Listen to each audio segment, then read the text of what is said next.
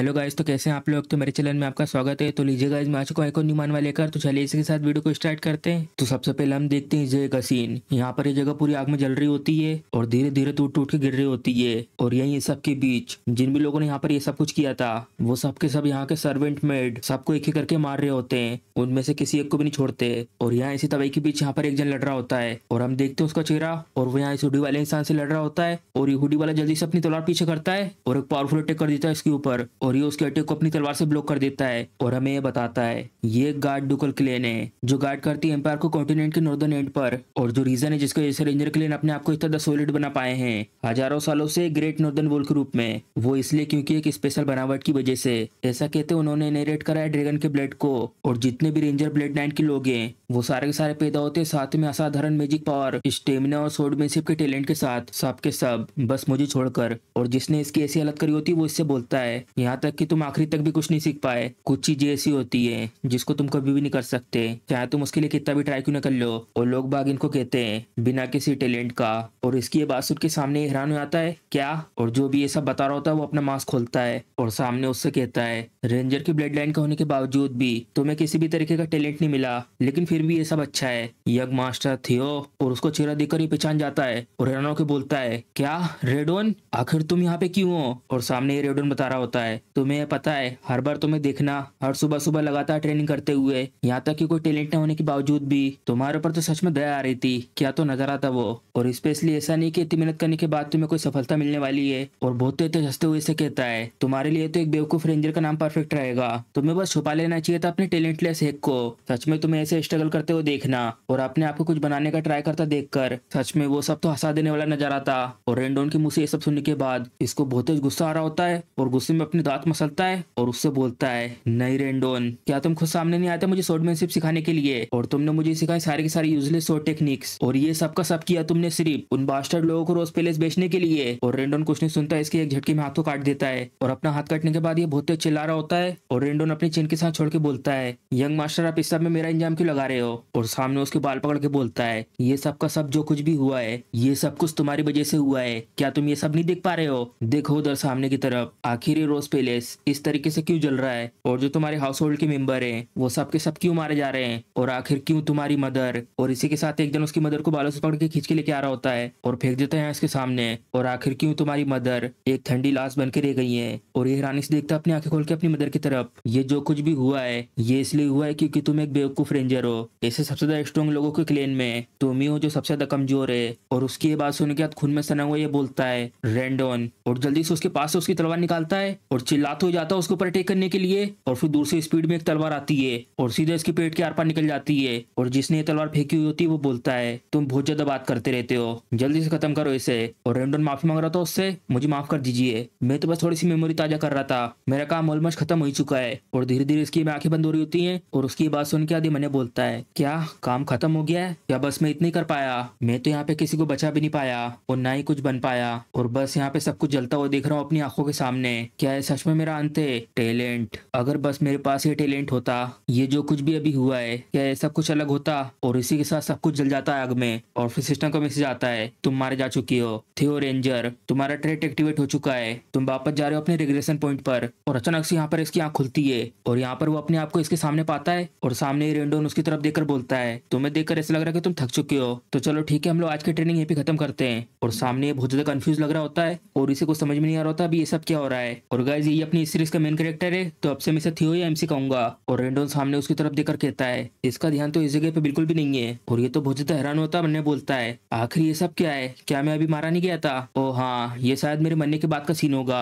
लेकिन मुझे तो विश्वास ही नहीं हो रहा कि मुझे मरने से पहले इसका फ्लैशबैक दिख रहेगा। ये रेंडोन कमीना शेड कहीं का। और सामने रेंडोन इसको बुला रहा होता है अब तो ये डेथ भी बेरहम हो रही है मेरे आखिरी के समय पर। और अचानक से इसके सामने सिस्टम विंडो आ जाता है और दिख रहा होता है रानी से उसकी तरफ हाँ आखिर ये सब क्या है। और इसमें लिखा हुआ होता है ये ट्यूटोरियल क्वेस्ट 1 है, तुम्हें मुक्का मारना रेंडोन के चेहरे पर। और ये देखने के बाद ये मन में कहता है ट्यूटोरियल क्वेस्ट और मेरे को मुक्का मारना रेंडोन को, आखिर ये सब क्या हो रहा है। क्या मरने के बाद के जो फ्लैशबैक है वो इस तरीके से काम करते हैं। और सामने इसको देखकर ऐसा लग रहा है कि मेरे सामने जो है विंडो है इसको ये देख नहीं पा रहा है। और रेंडोन में हैरान होकर देखता है इसको, आखिर क्या हुआ है, आप ऐसे क्यों देख रहे हो। और थियो जल्दी से अपने हाथ में जो लकड़ी की तलवार थी उसको छोड़ देता है और मन में कहता है मुझे नहीं पता कि आखिर ये सब क्या हो रहा है, शायद एक तोहफा आएगा गोड की तरफ से और मुझे ये मौका दिया कि जाने से पहले मैं अपने गुस्से को इसके ऊपर निकाल सकूं, भले ये एक सपना क्यों ना हो, लेकिन मैं तुझ में एक बहुत तेज भर के मुक्का दूंगा। और जैसे थियो का मुक्का पड़ता है रेंडोन के चेहरे पर, आसपास में सब लोग देख रहे होते हैं इसकी तरफ, और इसको मुक्का पड़ने के बाद कुछ नहीं होता और रेंडोन कंफ्यूज होकर देख रहा होता है थियो की तरफ। और ये सबसे थियो भी थोड़ा कंफ्यूज होता है और मन्ने बोलता है, आखिर ये सपना इतना ज्यादा रियलिस्टिक क्यों लग रहा है? मैंने इसको इतनी तेज मुक्का मारा लेकिन इसको पड़ा इतनी सॉफ्ट तरीके से। और तभी रेंडोन आगे की तरफ बढ़ता है और रेंडोन अटैक कर देता है अपनी लकड़ी के शॉट से थियो के ऊपर। और ये अटैक पड़ने के बाद एमसी बहुत दूर जाके गिरता है और रेंडोन बोलता है, मुझे लगता है मैंने ये पहले ही कह दिया था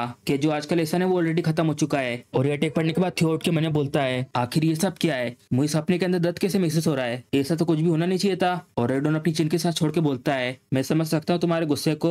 जो अवेकन सेरेमनी है अब वो बहुत ज्यादा पास आ चुकी है और अभी तक तुमने इतनी मेहनत करने के बावजूद कुछ भी खास सीख नहीं पाया। तुम अभी तक बिल्कुल भी स्ट्रॉन्ग नहीं बन पाए हो। और ये सुनने का थॉमस मन्ने बोलता है, क्या अवेकनिंग सेरेमनी? और सामने से रेंडोन बता रहा होता है, लेकिन मैं फिर भी कैसे माफ कर सकता हूँ ऐसे स्टूडेंट को जिसने अपने मास्टर के ऊपर अचानक से हमला किया हो। और एज अ रेंजर तुम्हें यूज करना चाहिए अपनी सोर्ड को, ना कि अपने मुक्के। मैं तुम्हें देखूंगा अपने अगले लेसन में। और जा रहा होता है इस जगह से। और थियो ये सब देखकर मैंने बोलता है, आखिर ये सब क्या हो रहा है? और आसपास में जितने भी लोग होते सबके सब मजाक उड़ा रहे होते थियो का। एक बेवकूफ को इनका, ये देखो बेवकूफ को, आखिर वो इस सब का इंजाम अपने मास्टर के ऊपर क्यों लगा रहा है जबकि इसके पास कोई टैलेंट नहीं है? क्या ये सच में रेंजर है भी या नहीं? ये तो एक नजायज के सामने भी बहुत ज्यादा निकम्मा है। क्या ये बस इतना ही कर सकता है इतनी मेहनत करने के बावजूद भी? और फिर थियो जमीन से रेत को उठाता है और कहता है, मुझे तो विश्वास ही नहीं हो रहा, अभी मैं साफ साफ दर्द को महसूस कर सकता हूँ। और जो ये रियलिस्टिक सेंसेशन है, नहीं, जितना भी ये सब कुछ जो है ये कोई मरने के बाद का फ्लैशबैक नहीं है, ये सब कुछ रियल है। और जो अवेकनिंग सेरेमनी थी वो तो 10 साल पहले थी, तो क्या इसका मतलब मैं पीछे आ चुका हूँ जब मैं 17 साल का था? आखिर ये सब पॉसिबल कैसे हो सकता है? और इसके सामने आता है सिस्टम का विंडो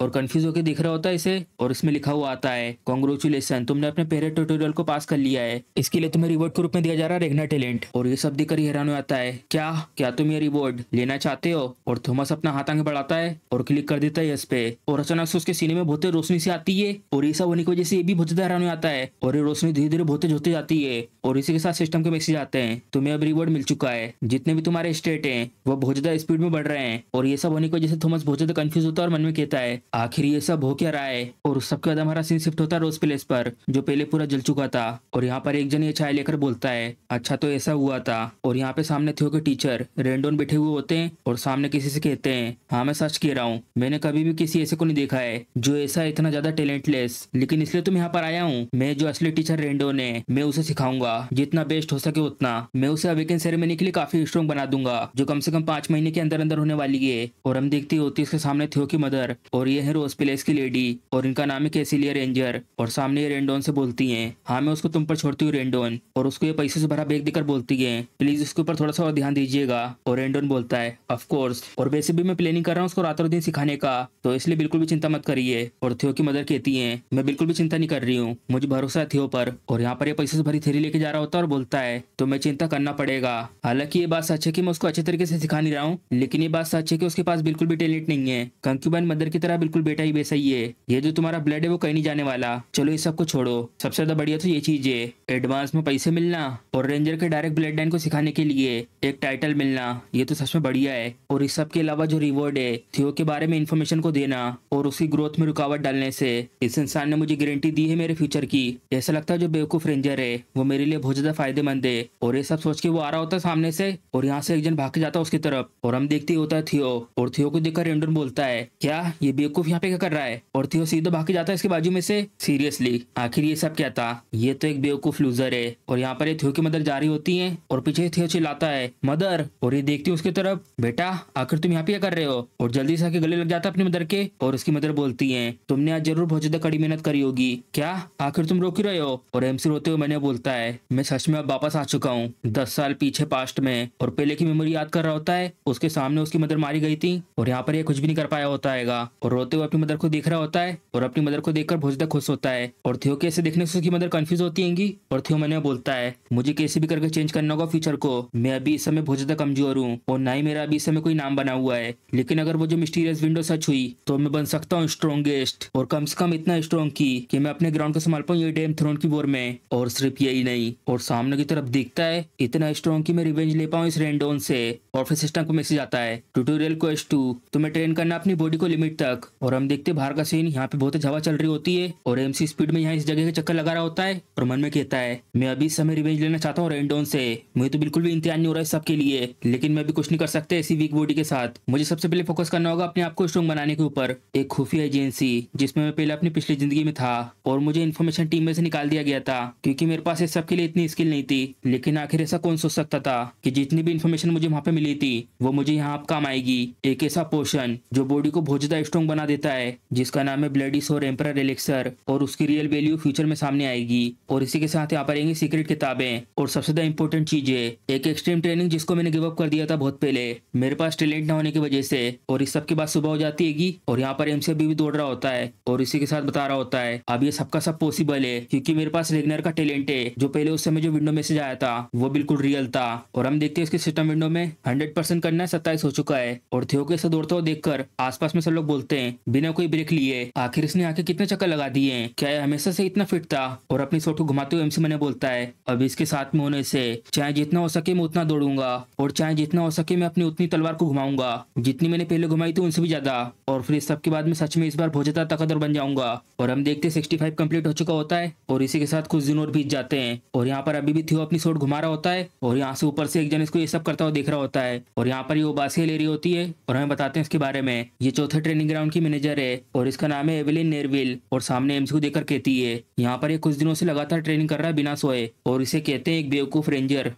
और एक और चीज, क्या है सच में टैलेंटलेस है। और यहाँ पर एमसी ये सब करने का मैंने बोलता है मैं तो सच में ये सब करके मारा जाऊंगा। और इसी के साथ प्रोग्रेस 97 हो चुकी होती है और एमसी लगातार अपनी शॉट घुमा रहा होता है और मन में कहता है पोस्ट करना अपनी बॉडी को उसकी असली लिमिट तक। और यहाँ पर दिखाते हैं एक दिन पहले का सीन। यहाँ पर एमसी बहुत ज्यादा थकने के बाद लेट जाता है और जो सिस्टम में 90% हो गया था वो वापस पीछे होकर 89 हो जाता है। और ये सब दिखकर ये बहुत ज्यादा थक जाता है और मैंने बता रहा होता है मैंने तो ये बिल्कुल नहीं सोचा था कि थोड़ा सा आराम करने की वजह से जो ये परसेंटेज है वो कम हो जाएंगे।